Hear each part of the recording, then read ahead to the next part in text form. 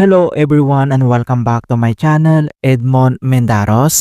And for today's quick tutorial guys, and I'm going to show you on how to enable the hidden camera privacy indicator on your Windows 11 computer. So this is a feature that indicates the camera status on your screen, whether on or off. The indicator helps you know about camera usage by different apps. And without further ado, and let's go ahead. So the first method we will do is modify using policy settings. Kung paano ba yan natin gawin, all you have to do is to press the Windows key plus letter R on your keyboard. Pagsabayin mo lang yan. And pop up itong runs. So dito lang sa box ay kailangan lang natin i-enter yung command keyword na gpedit.msc. So that is all one word, gpedit.msc. And next step, so itap mo lang dito yung OK.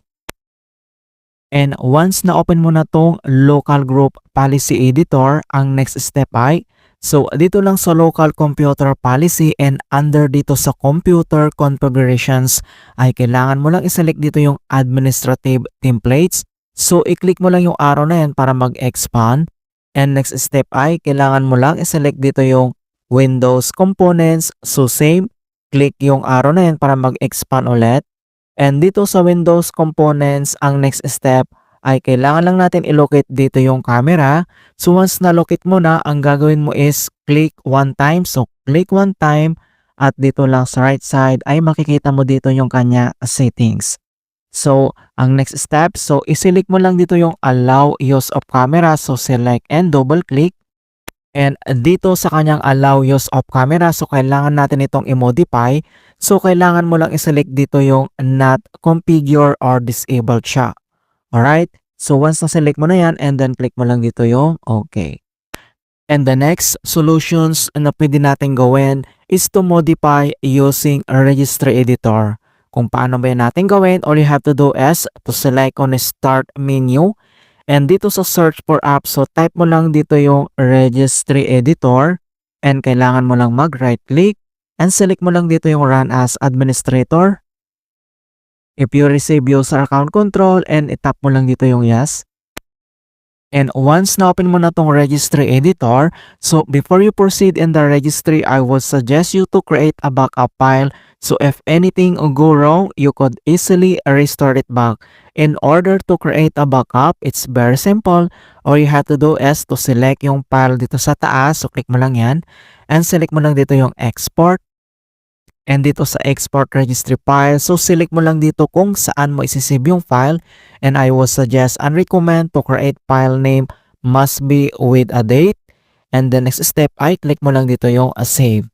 Alright, and if you needed to import it back, so same procedure, all you have to do is to select yung file dito sa taas. And then select mo lang dito yung import. And dito sa import registry file, and then kailangan mo lang i-locate dito kung saan mo sinave yung file, and i-click mo lang dito yung open. Alright, so start na tayo. Ang next step ay kailangan mo lang i-select dito yung HK local machine, so select and double click. And the next step ay kailangan mo lang select dito yung software, so same, select and double click. And next step, so dito sa software folder ay kailangan mo lang i-locate dito yung Microsoft. So select and double click. And dito sa Microsoft folder, ang next step ay kailangan natin i-locate dito yung OEM. So scroll down lang tayo at i-locate natin dito yung OEM. So same, select and double click. And then next step, so dito sa OEM folder ay select mo lang dito yung device. So i-click mo lang yung arrow na yan para mag-expand. And the next step ay kailangan mo lang one time click dito sa capture. So click mo lang yan. At dito sa right pane ay makikita mo kaagad dito yung no physical camera lead. Or just in case wala kang makitang no physical camera lead na folder, so kailangan mo lang mag-create. Kung paano ba yan mag-create, so dito lang sa blank space area kailangan mo lang mag-right click, select new, and then dito sa key, and select mo lang dito yung DWORD 32-bit value. And then ay kailangan mo lang i-rename ito ng no physical camera lead. Okay?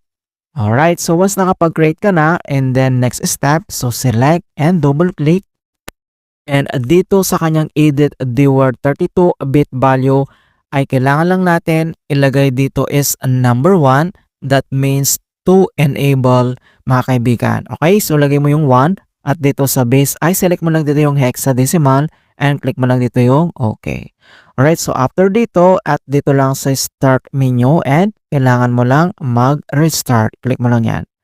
Alright, so ganoon lang po kasimple on how to enable hidden camera privacy indicator in Windows 11. And please don't forget to like this video and subscribe to my channel for more quality content. Thank you guys and see you in my next tutorial.